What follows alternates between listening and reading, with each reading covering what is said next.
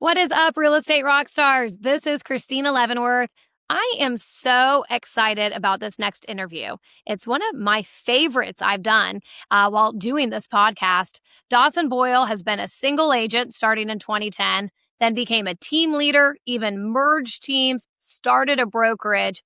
This guy has so much experience, still selling homes today.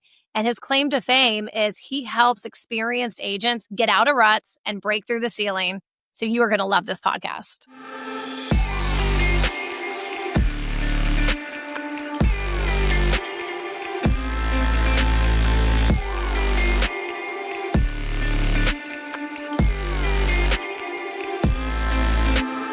All right, welcome, Dawson Boyer. Thank you for joining us. You bet. Thanks for having me on the show today.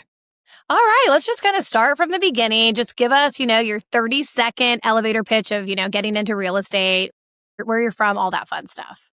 Right. Yeah. So my name's Dawson Boyer. I'm from Richmond, Virginia.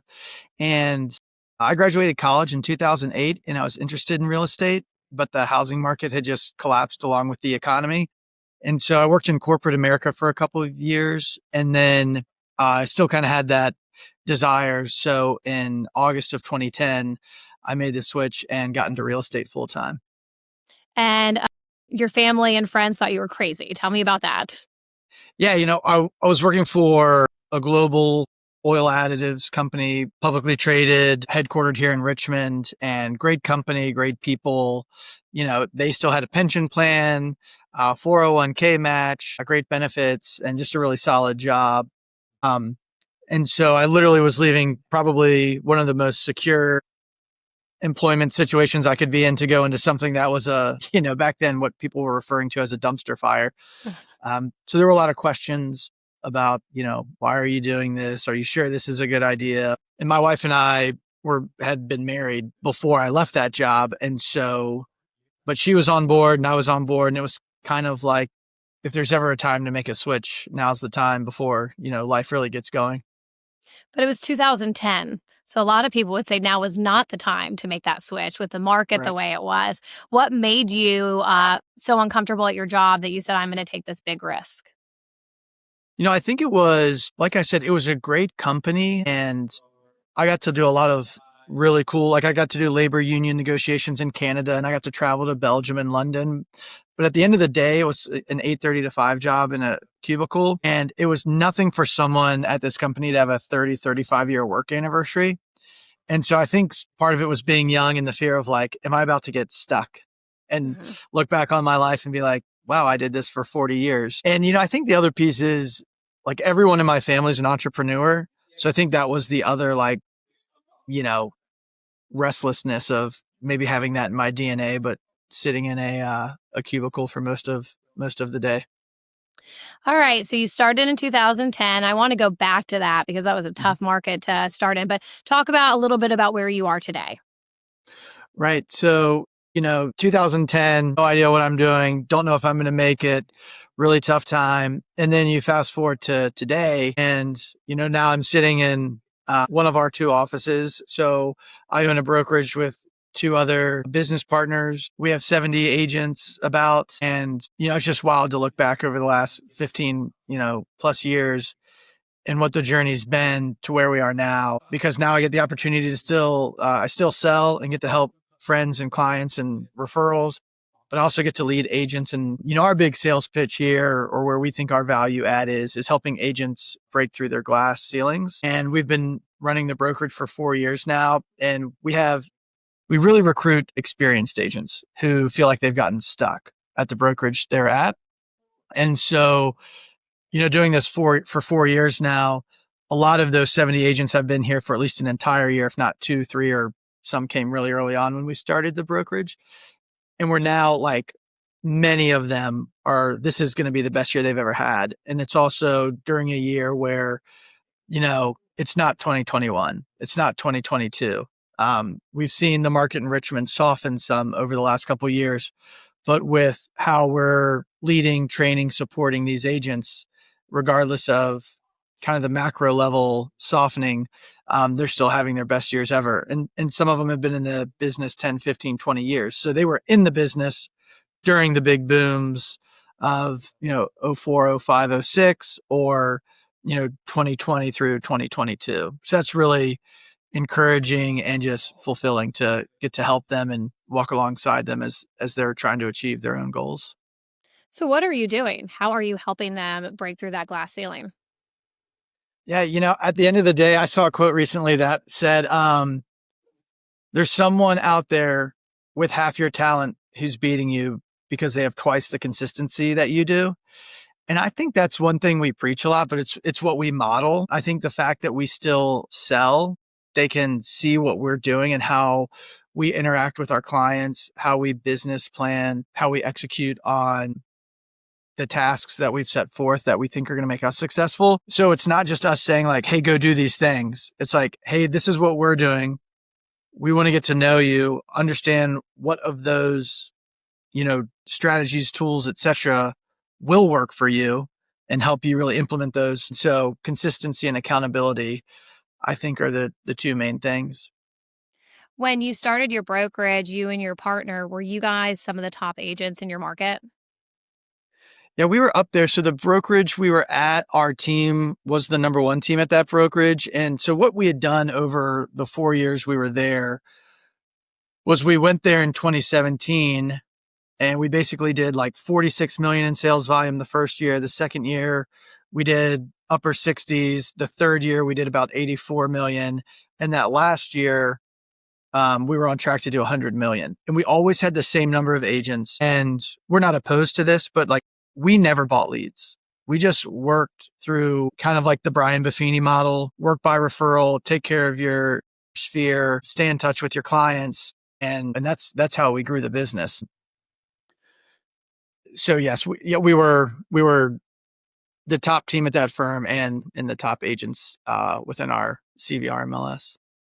So, coming on over, you started with 7 agents at a brokerage. You started an independent brokerage. A lot of brokerages are having a really tough time recruiting people because there's so many options out there, so many different types of splits, no fee brokerages. And now you guys have 70 agents. You have a team that brings in that sells 100 million a year. How do you guys attract these people? Yeah, I think for experienced agents, which is primarily who we, recruit, there's multiple answers to the question. Some of them miss the synergy and culture that existed in their firm before COVID. And then even as COVID ended, some of it was people just never came back to the office. And it's a lone wolf industry in a lot of ways. And so you kind of want that culture in brokerage where you feel like you can celebrate your wins with other people who will get it and will be happy for you. Also, if you have a problem or an idea and, the agents always come talk to us. But what's really cool about the culture at our firm is like agents who aren't on a team together. They're just individual agents or team leads of different teams. We'll see them going off to get coffee together or meeting in the conference room together just to share ideas, look for a second opinion, have another sounding board outside of us. But that's one piece that, and we haven't really lost anyone. Like no one's come here and left unless they left the business, they left the career, or they moved out of town. And so I think the culture is a really big piece of why people stay. And the other element too is we're one of the only brokerages in Richmond that I know of where the owner brokers can sit down and say, I started as an individual agent in a really, really tough market. And then I started a small team, on my own. And then I grew that. And then I merged with another small team and we ran a big team. And then we grew that. So I think that's the other element is, a lot of brokerages have great managers and great managing brokers. But at least in my experience, and I feel like most agents I talk to, it's the managing brokers are kind of like a cheerleader. And they're like, we believe in you. You can go do it. But there's no one to really kind of give you a roadmap or a template to help you kind of get from point B to point C. Like a lot of agents can get from A to B and maybe even B to C, but then they get stuck. And so that's another element. People have come here. We've helped agents who had failed a couple of times in starting a team, start teams that are now flourishing, and their teams have grown to 4 or 5 agents. We have multiple scenarios of that. We have other agents who've come and we've shown them, hey, if you want your average sales price to go up, this is how I did it. So let's figure out how we can do it in a way that works for you. And we now, like with the 4 years, the success stories And really the data is starting to come out because you need a couple of years to actually have the data to prove your hypothesis. And that's what's really starting to come out now is that data. And oh, wow, what they said did work and the consistency is paying off. Okay, I have so many questions for you. This one might go longer. So, how do you get to that higher price point? Yeah. And so, I think it's really simple in like the context of what you need to do. It's just making the decision to do it. And, my wife, she doesn't like this about our business, but I mean, there is an element of perception and image. And For sure. so one thing I did when I was trying to do that myself was I leased a BMW. We always, I mean, it's a cliche or there might even be a book about it where there's a chapter in the book, but it's, you know, dress your wage, not your age, prepare for the job you want, not the job you have. So, I mean, one thing I started doing was from an image standpoint, doing certain things, but then also, when there was an agent open or a broker open house of these luxury homes, like I would go. I didn't have a buyer for them, but I started educating myself of, oh, this is what these homes have. This is what a buyer's looking for in this price point. Oh, here's how you prepare this listing. Because if you go on a $1.5 million listing appointment and you've never had a buyer buy a $1.5 million house, you don't live in or own $1.5 million house, and you've never sold one, like, how are you going to be prepared? And so those were probably the two main things I did was some of that image piece and then just the knowledge and awareness of what's in $1.5 million. And one small thing, and again, maybe this is something everyone knew at the time except me, but realizing that you get to a certain price point and all of those higher end luxury buyers are like, well, this house doesn't have solid core doors. Like the Uh-huh. door to the hall bath or the door to the bedroom. They're like, these doors are hollow. This is not quality. Yeah. It's a And cheap product. right. And I didn't grow up in that socioeconomic level. So I don't even know if I knew there were solid core doors.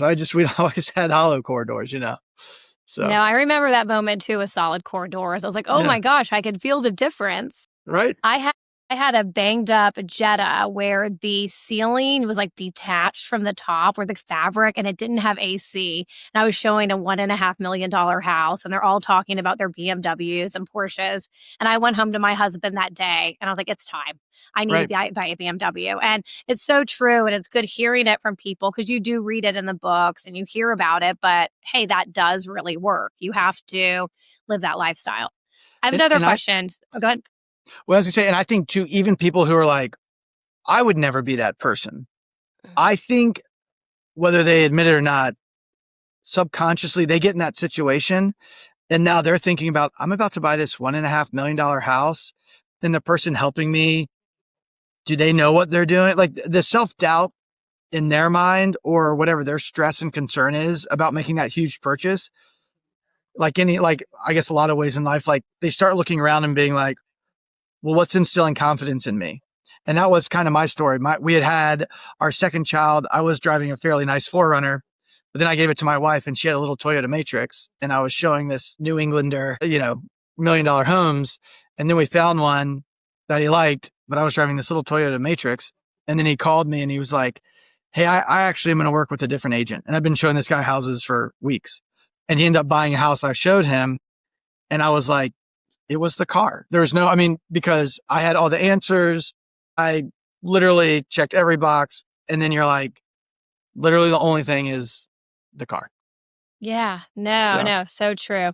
So when you went from having your own team to merging teams with someone else, tell me about that. I'm a team leader, so that's super yeah. interesting to me. Yeah, honestly, and I know you hear this in business too, but it's like a marriage. And so you better make sure you're, you know, hitching up with the right person. And so my business partner is probably 5 years older than me. And there's this, so my business partner is 5 years older than me. And there's this nonprofit called Young Life, and it's a ministry for high school students. So when I was in high school, Elliot was my Young Life leader. And then because of my, how I stayed involved through college with Young Life and how he stayed involved after, we just kind of had the same circle of friends associated with that. And then I got into real estate in 2010. He got in 2012. So when he was a college basketball coach and then a high school basketball coach and teacher. So when he was making that transition, we like kind of reconnected. And then over the next, 3 or 4 years, we'd be like, talk about how we should team up. And then eventually his wife was like, y'all get so excited about this and then y'all don't do anything about it. So you either need to team up or just stop talking about it. And so also our personalities, like the things I love to do, he doesn't really like to do, like work wise and running the brokerage wise or running the team. And then the things he loves to do aren't really my, forte or things that I don't really enjoy doing. So there was just a lot of, there was historical and relational equity there. From a likes and dislikes, there was a lot of good overlap. To strength, my weaknesses are his strengths are my weaknesses. And then when we started the brokerage, my brother, who got into real estate in 2017 on my team, Caleb, he became the third owner when we started the brokerage. And then his background, obviously I'd known him for a little bit of time. And then he was a Class A contractor and then had a pretty significant back injury in his mid-20s. And his, surgeon was like, you got to figure out something else to do. So he joined me as a team member on my team in 2016, and then we started the brokerage in 21. So Financially, how did all that work out? Like, were one of you maybe have a stronger team than the other one? Explain some of that to me. Yeah, and that was a really cool thing. We would always say it was kind of like a Venn diagram where like geographically and socially, we were in different areas and we had some overlap. But that was the thing. When Elliot and I teamed up for the team, we were just 50-50 partners. Because when you looked at our businesses over the last 3 years, it was one of those things where it was just so minimal that it was like, are we going to go like 52-48? Like, and then even as, things progressed, there were years where I would outsell him by a bit. But with him being a little older and he has 2 daughters and, I have 4 kids who are a lot younger, it was like I was selling more, but he was able to cover for me in ways where for me that value, so I could be with my family or do things with my family. Really, to me, I was like, well, that's easily worth, whatever if you were just looking at the dollar, the sales volume difference. So like your team did similar volume, similar team members as his. So that's where it made Correct. sense. Yeah. Okay. We both had, it was me, my brother, a full-time assistant and a part-time assistant. And it was him, 2 agents, and his wife was like a part-time assistant. So yeah, I mean, essentially everything was pretty much the same. Okay, that's awesome. Going back to 2010, jumping into a terrible market, having 0 experience, how did you get sales? How did you find people that wanted to buy and sell? Say the grace of the Lord. I don't know. Yeah. So I mean, early on, like I would just help investors. I mean, and that was the thing too, like, so I was, unemployed in a way because I hadn't had a real estate closing. My wife was in grad school and nannying, but we had a mortgage payment and 2 car payments because, like I said, my previous job was really good. So, kind of made some decisions based on that job. But I just helped a lot of investors and I would work my tail off and then it would come to closing. And since I was a new agent, I was on a 50-50 split with the brokerage. I'm helping these investors buy literally $50,000 houses and I would get, my commission checks would be like $300 or $400. So, I mean, we just basically burned through our savings and limped along for almost 2 years. And then but then one of the first things I also did was, even before I'd helped anybody, I did a buyer seminar. And so that ended up becoming a big part of my business growth, was doing events, whether it was a buyer seminar, a happy hour, organizing a basketball game with buddies and being like, hey, we'll invite a couple guys, and then I got to meet them. But really for the first year, it was just limping along, doing these events and helping investors and getting $300 at closing. I feel from doing these podcasts, a theme that I hear all throughout from people that are successful is just strong hunger at the beginning, where No one else is going to pay your bills. Your wife was in grad school. How do you create hunger for agents that maybe have a little bit more of a cushion? Maybe their parents help them. Maybe they have a spouse making money and they want to be successful. 'Cause I don't know how to create that for them. Right. That's a great question. And I mean, that's what, when we were team leads and now running the brokerage, that's something we talk about. And, you know, I think all you can really do is, because honestly, sometimes it's like, I think sometimes it's having the conversation with people, and sometimes it's with our team leads, like, is like, when we go bring an agent on our team, we want them, maybe in our mind, we're like, oh, well, if they can do what I do, like, and then this whole thing will grow and grow. But I think the reality is, it's like, if you're a team lead, there's something else in you than probably the vast majority of agents. And if you can find an agent who's probably 70 to 75% of you, that's probably should be the height of your expectation. So I think managing expectations is a big part. Then too, I mean, like mine is like humble upbringing. Then, my corporate job ended. I have a wife, a mortgage, 2 car payments. And again, like there was no one was coming to bail me out, So some of it, I think it's just circumstances. Some people are super competitive. I mean, I feel like former athletes, especially if they were college athletes, always make great agents because they're used to difficult situations. They've had to be self-starters and motivators at some point. They're used to, rejection and losing. Um, and, but yeah, to answer your question, you just got to figure out what makes people tick and try to lean into that. But I think it's hard in our business because it's so easy to get in, but it's hard to stay. And it's so easy to get in. And a lot of people, I think, get in either because they say they like houses or because they feel like they know a lot of people. Mhm. And while those two things are important, I mean, there's people who get in who have that drive and that hunger, and they move here and they're not from here and they don't know anybody. And 5 years later, they're just crushing it. So I'm Yeah. not really sure liking houses and knowing people is even part of the formula for success, like out of the gate. Yeah. No, it's interesting. Sometimes you meet agents and you think they are going to kill this. They're Right. amazing. They have the personality. And then maybe they lack the consistency, the follow up, the structure.